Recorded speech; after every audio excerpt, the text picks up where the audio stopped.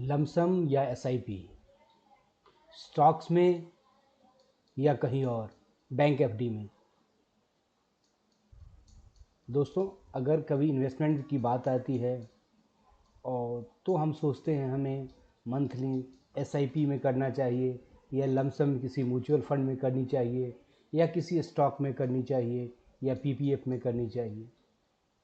दोस्तों, अगर हम लॉन्ग टर्म प्रोस्पेक्ट की बात करें और मैं चाहता हूं एक हैंडसम और रिजनेबल रिटर्न भी मिले और मैं थोड़ा रिस्क ले सकता हूं, तो आप पीपीएफ एनएससी बैंक से थोड़ा ऊपर आपको सोचना होगा, जो इन्फ्लेशन को बीट करके आपको रिटर्न दे सके।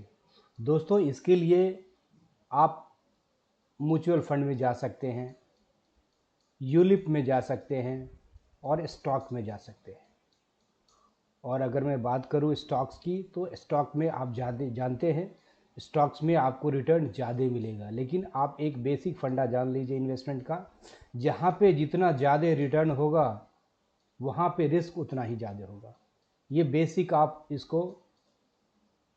इसका बेसिक फंडा आप जान सकते हैं, जहां पे जितना ज़्यादा रिटर्न वहां पे उतना ज़्यादा रिस्क होता है। तो दोस्तों, आप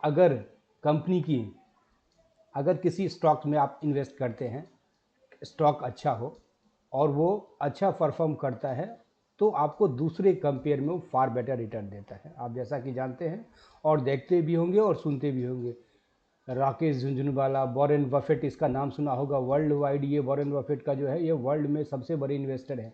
आप एक अनुमान लगा लीजिए, कोई भी इन्वेस्टर, कोई भी सर्विस, गूगल के जो सुंदर पिचाई हैं उनसे भी ज़्यादा उनकी इनकम है। वो क्या करते हैं? केवल इन्वेस्टमेंट करते हैं। तो याद रखिए दोस्तों, इन्वेस्टमेंट केवल ये नहीं होता जो इन्वेस्टमेंट करके आप कोई फंड क्रिएट कर लिया उसको मैं खर्चा करूँगा।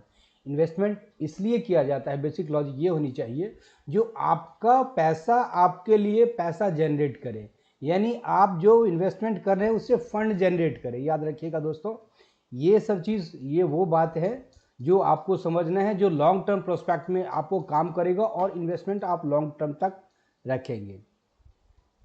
तो दोस्तों, आप अगर कंपनी के नंबर के किसी अगर कंपनी में इन्वेस्टमेंट करते हैं, तो नंबर के बारे में, उसके बिजनेस के बारे में, उसके मैनेजमेंट के बारे में, उसके वैल्यूएशन के बारे में, उसके वर्क स्टाइल है, प्रोडक्ट है, कंपनी की बैलेंस शीट होता है और क्वार्टरली परफॉर्मेंस होता है। अगर ये सब आप चीज़ जानते हैं और इसके बारे में आपको शौक़ है, आप इसमें इंटरेस्टेड है, आपके पास टाइम है, तो आप स्टॉक में जा सकते हैं और दूसरे के कंपेयर में आपको अच्छा रिटर्न मिलेगा। लेकिन अगर मैं एक एग्जाम्पल के तौर पे बताऊं, तो सत्यम कंप्यूटर का शायद सबने नाम सुना होगा। 2010 के आसपास, 2006 के आसपास उनकी, आप सत्यम कंप्यूटर का सबने नाम सुना होगा, SBR राजू जो थे उसके, आप 838 रुपये के पास उनकी शेयर की प्राइस थी।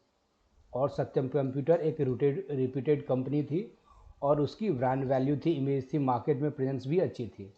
लेकिन उन्होंने गलत वैल्यूएशन दिखाया, गलत तरह से इंटरप्रेट किया और उसका नतीजा 2010 में उसकी कंपनी की वैल्यूएशन, यानी उस कंपनी की शेयर 60 रुपये पे आ गए। तो आप अंदाज़ लगा सकते हैं। रिलायंस की मैं अगर बात करूं, तो रिलायंस कैपिटल थी जो अनिल अंबानी की थी, उसका आप हाल आप देख सकते हैं, जो कहां से कहां, कहते हैं अर्थ से फर्श पे आ गए हैं। तो दोस्तों, अगर आपके पास नॉलेज हो तो आप जा सकते हैं और दूसरे से कंपेयर में अच्छा रिटर्न पा सकते हैं।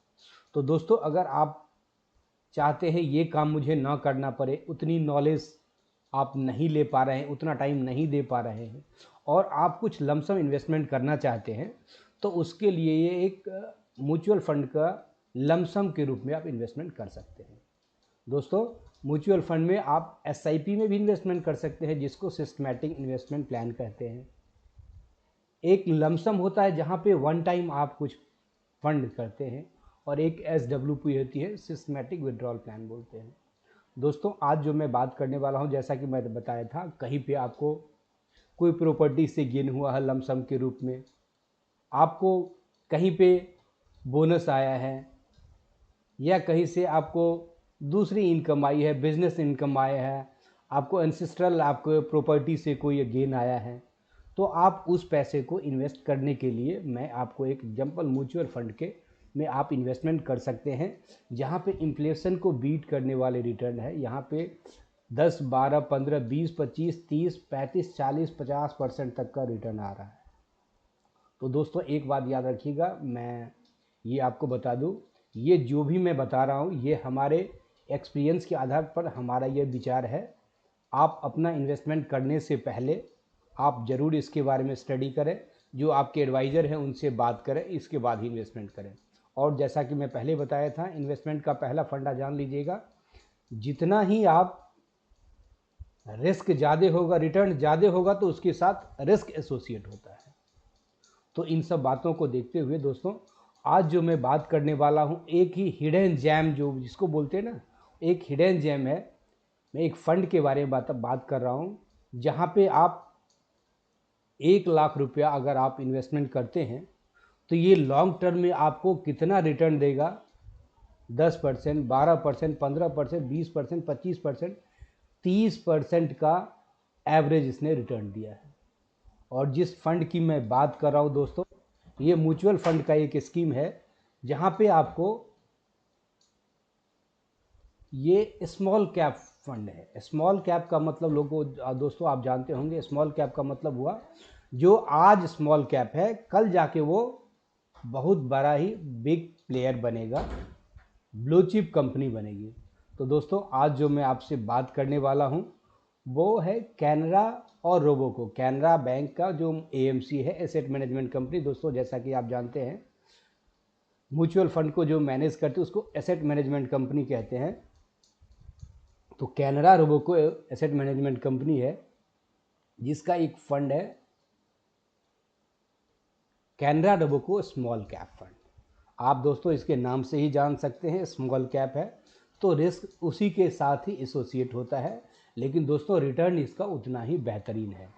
अगर मैं इसका फंड मैनेजर की अगर मैं बात करूं तो अजय खंडेलवाल हैं इसके फंड मैनेजर हैं, और श्री दत्ता, अजय खंडेलवाल और श्री दत्ता इसके फंड मैनेजर है। ये फंड आपका 15 फरवरी 2019 को लॉन्च हुआ था, और इसका सिंस इंसेप्शन अगर इसका रिटर्न है 28.50, 1 ईयर का रिटर्न इसका जो है दोस्तों 27.13, 2 ईयर का रिटर्न है 25 प्लस में, और 3 ईयर का रिटर्न है 30.14। तो दोस्तों देख सकते हैं ये फंड, और इस फंड का जो पोर्टफोलियो है मैं उसके बारे में भी डिटेल में बताऊंगा। जैसे इसमें अब मैं फंड के बारे में भी आपको डिटेल उस पर जाके बताऊंगा दोस्तों। और इसका जो फंड एक्सपेंसेस है वो 2.16 है। दोस्तों ये वो फंड है जो एग्रेसिवली रिसर्च करती है, कंपनी की डाटा को देखती है, प्रोफाइल को देखती है, उसके मैनेजमेंट स्टाइल को देखती है, और उसके बिहाफ पे ये करती है जो लॉन्ग टर्म में हमें क्या प्रोस्पेक्ट, ये क्या रिटर्न देगा। और दोस्तों ये स्मॉल कैप में आज आप देख सकते हैं, मोस्टली कंपनी के स्मॉल कैप देखेंगे तो आज के रेट में निगेटिव रिटर्न दे रही है, माइनस में है। आप मोस्टली उसकी कंपनी की बैलेंस शीट उठा के देख लीजिए, 1 महीना, 2 महीना, 3 महीने, 6 महीने, साल भर की आप रिटर्न उठा के, जहाँ पे ये कंपनी एक साल में आज के डेट में भी एवरेजन 15 पॉइंट, आज एक साल का अगर रिटर्न देखा जाए तो ये 27% के आसपास रिटर्न दे रही है, और ये अपने पीयर को हर मोस्टली वक्त में ये बीट करती है। तो दोस्तों अगर आप लमसम रिटर्न करना चाहते हैं तो ये 1 लाख रुपए आप जानते हैं 25-30 साल में कितना बन जाएगा। 30 साल में ये पैसा आपका 2 करोड़ से ऊपर का आपका अमाउंट बन जाएगा। और दोस्तों आप जैसा कि आप जानते हैं, इस 2 करोड़ के साथ ही रिस्क आपका एसोसिएट होता है। और मैंने बताया आप अपना करने से पहले ज़रूर इसके बारे में स्टडी कर लें, आपके एडवाइज़र हैं उनसे बात कर लें।